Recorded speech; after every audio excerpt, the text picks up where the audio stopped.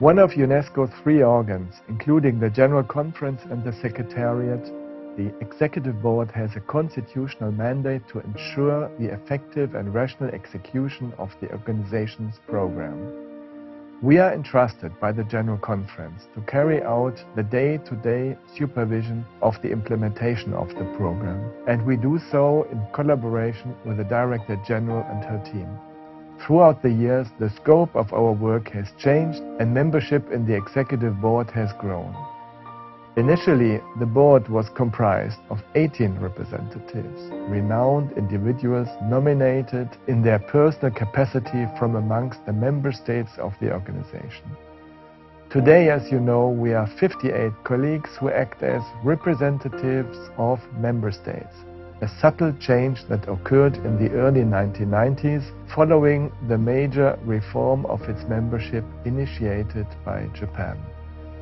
Le monde dans lequel nous vivons aujourd'hui a considérablement changé, mais notre objectif conserve toute sa pertinence au XXIe siècle.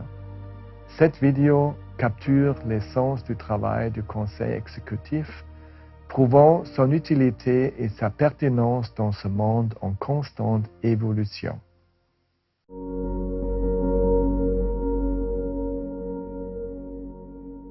L'Organisation des Nations Unies et l'UNESCO ont vu le jour pour maintenir la paix internationale au lendemain d'une guerre dévastatrice dans un monde où la bombe atomique venait de démontrer son potentiel de destruction de l'humanité.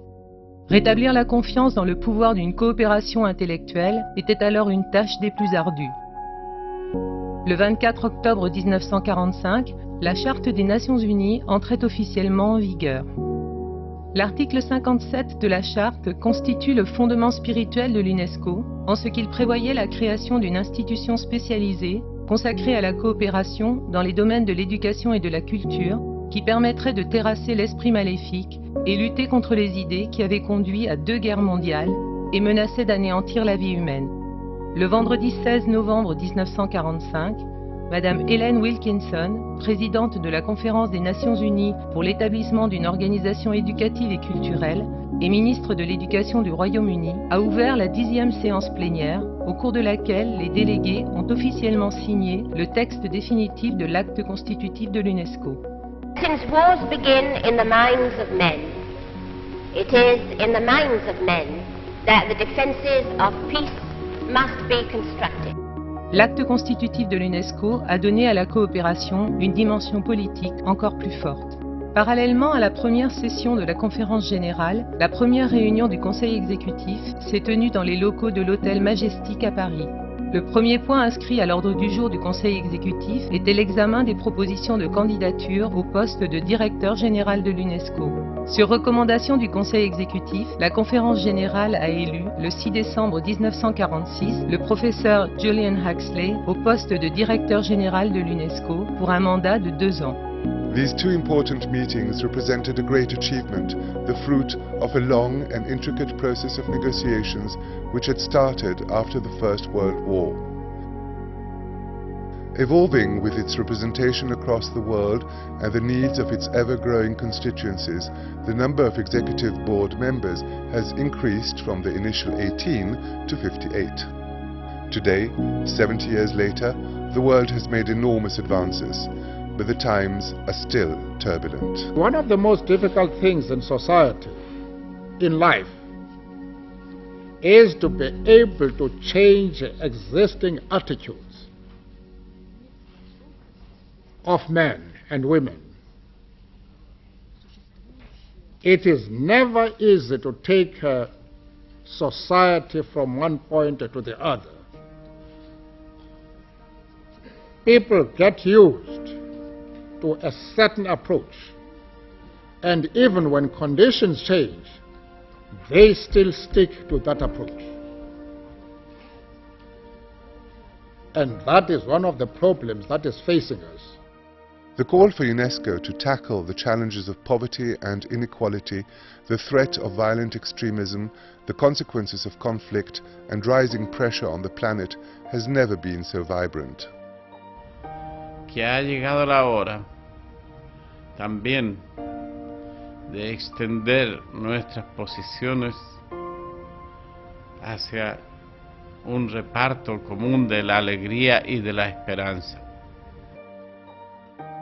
We have all realized the importance of education, but I don't think that we have understood the part that education plays in the economic and social development of a country.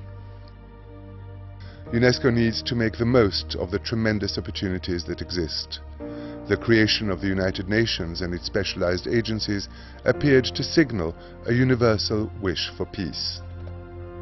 Même si l'immuable doit être combiné avec le changeant, c'est la condition de réussite de politiques de développement, dans la mesure où il s'agit d'éviter un déracinement total de l'individu.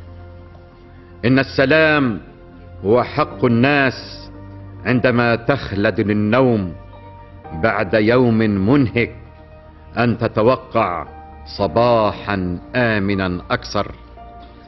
Porque no es la sobrevivencia de los pueblos indígenas, sino es la supervivencia también de la humanidad. No es entender a los indígenas o no, sino también es saber convivir en un mundo en el que nadie debe renunciar. O nos salvamos todos, o todos nos hundiremos, ricos y pobres. In 2015, member states agreed on a new 15-year vision for humanity, the planet and peace, embodied in the 2030 Agenda for Sustainable Development.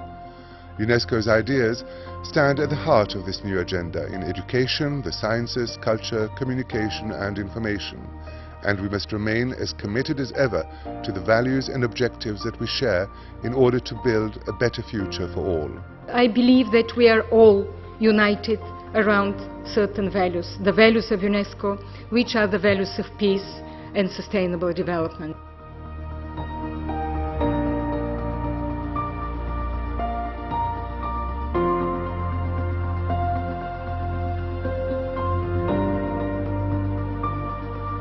Throughout, UNESCO has made continuing progress in education, science and culture by turning its ideas into action.